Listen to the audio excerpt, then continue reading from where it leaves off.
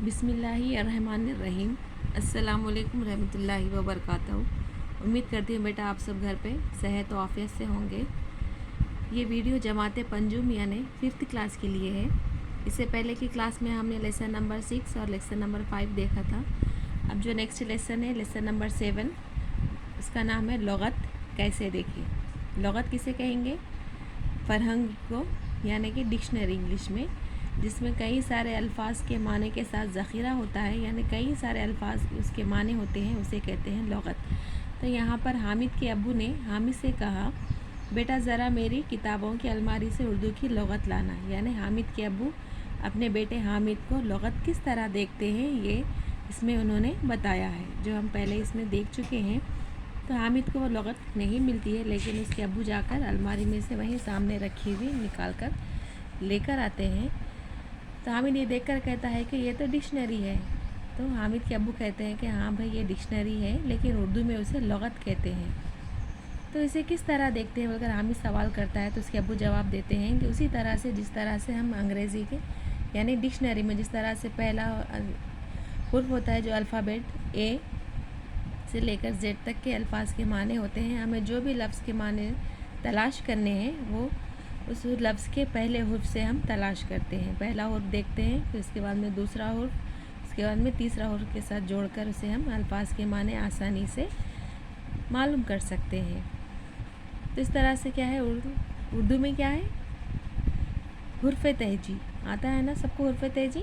हाँ, हुर्फ तहजी की मदद से हम अल्फाज के माने तलाश कर सकते हैं। जिस तरह से इंग्लिश में A to Z तक होते हैं, उसी तरह से उर्दू डिक्शनरी में यानी उर्दू लुगत में अलिफ से लेकर ये तक के सारे अल्फाज के माने मौजूद होते हैं।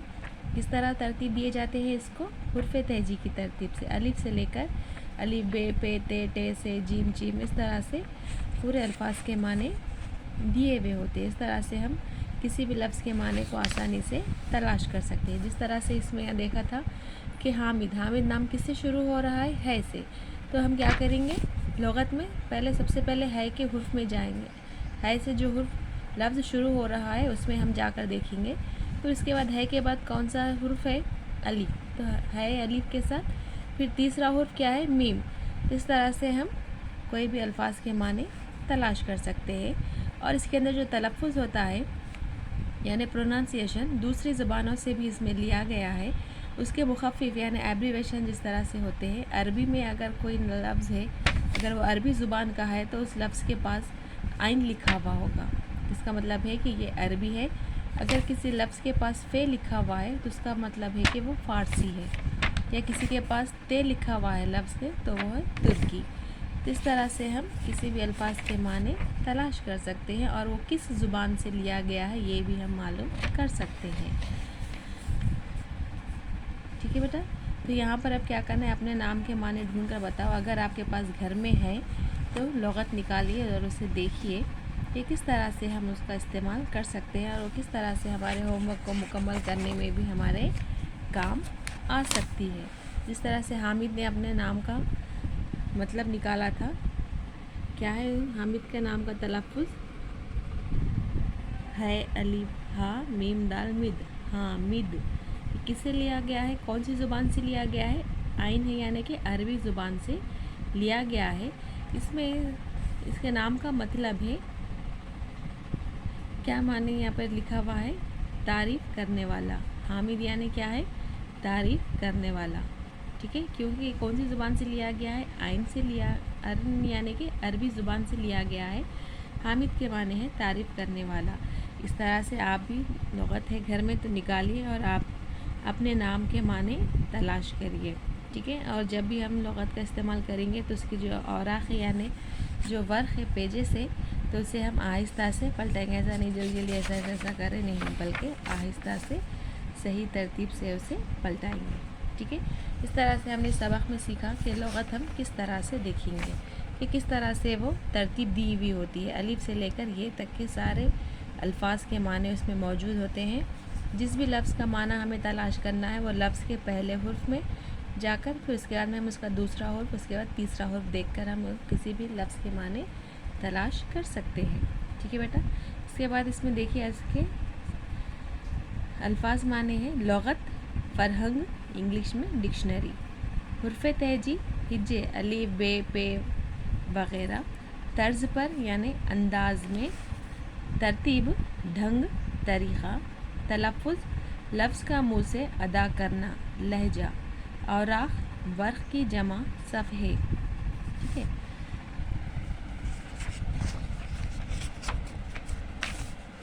نیکسٹ آپ کو دیا گیا ہے دیے گئے الفاظ کے حرف الگ الگ کر کے لکھے. یعنی آپ کو لفظ دیا گیا ہے اس کے حرف الگ الگ کر کے لکھ رہے ہیں.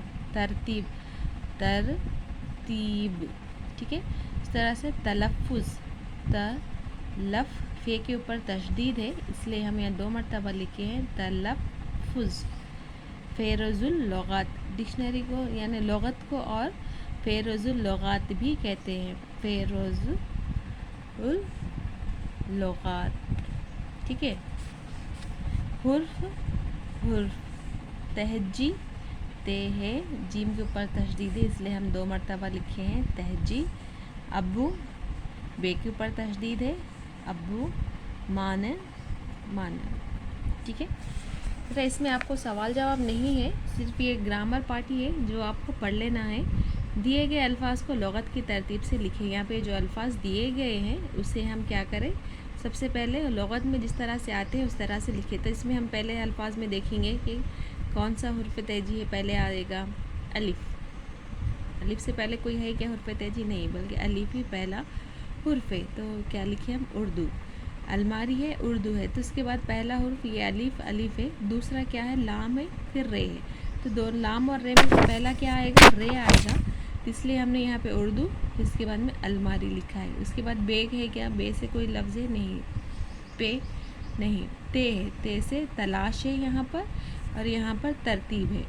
تو تیز پہلا حرف تے ہی ہے نا، تو دوسرا حرف دیکھیں گے لام ہے اور یہاں پہ رے ہے. تو لام پہلے آئے گا یا رے پہلے آئے گا؟ رے پہلے آئے گا. اس لیے ترتیب پھر تلاش.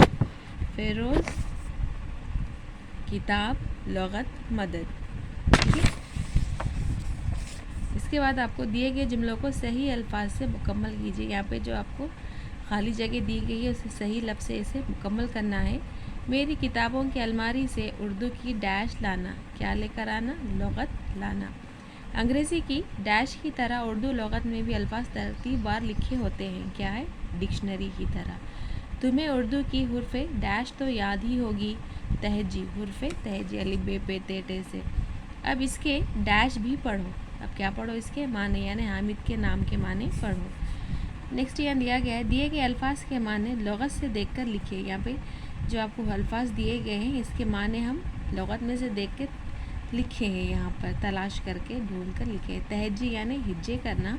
الماری لمبا دراز دار صندوق جس میں کتابیں یا کپڑے رکھے جاتے ہیں. حرف کی جمع.